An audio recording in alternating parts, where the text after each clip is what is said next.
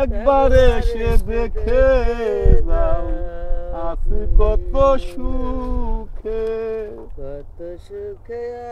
গানে গানে মৌমাছির মতো ফুল থেকে ফুলে পরাগায়ন ঘটাচ্ছে কৃষক।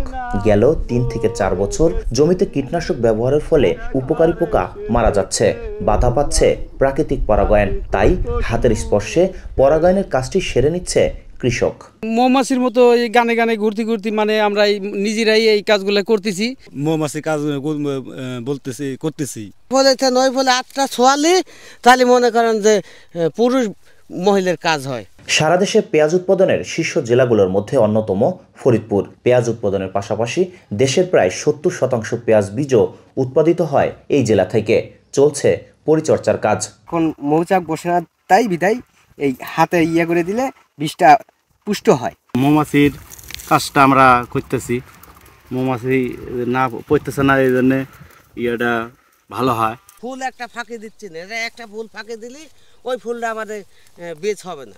জেলার বীজ আবাদে অন্যতম গোবিন্দপুরের নারী উদ্যোক্তা শাহিদা বেগমের খামারে অর্ধশতাধিক নারী পুরুষ পেঁয়াজ বীজের পরাগায়নের কাজ করছেন।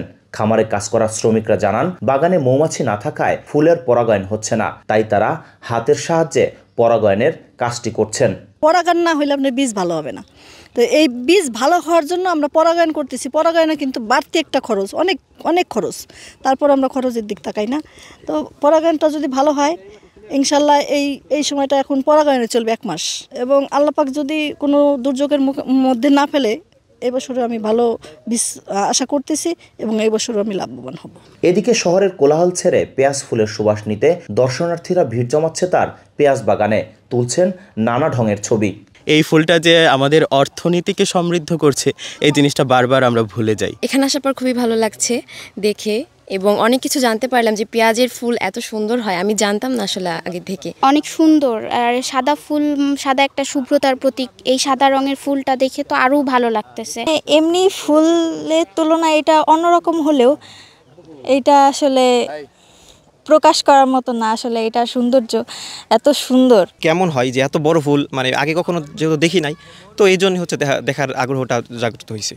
এবছর ফরিদপুর জেলায় পেঁয়াজ বীজ উৎপাদনের লক্ষ্যমাত্রা ছিল 1820 হেক্টর জমি, যা থেকে 965 মেট্রিক টন পেঁয়াজ বীজ উৎপাদনের আশা কৃষি অফিসের। কৃষকরা এখন মূলত হাত পরাগায়নে ব্যস্ত আছে এবং আমরা কৃষকদেরকে পরামর্শ দিচ্ছি যে যদি পরাগায়নটি আমরা হাত পরাগায়ন সঠিকভাবে করতে পারি তাহলে পেঁয়াজের যে আমাদের বীজের গুণগত মান ভালো থাকবে। শফিকুল ইসলাম জনি, মাই টিভি, ফরিদপুর।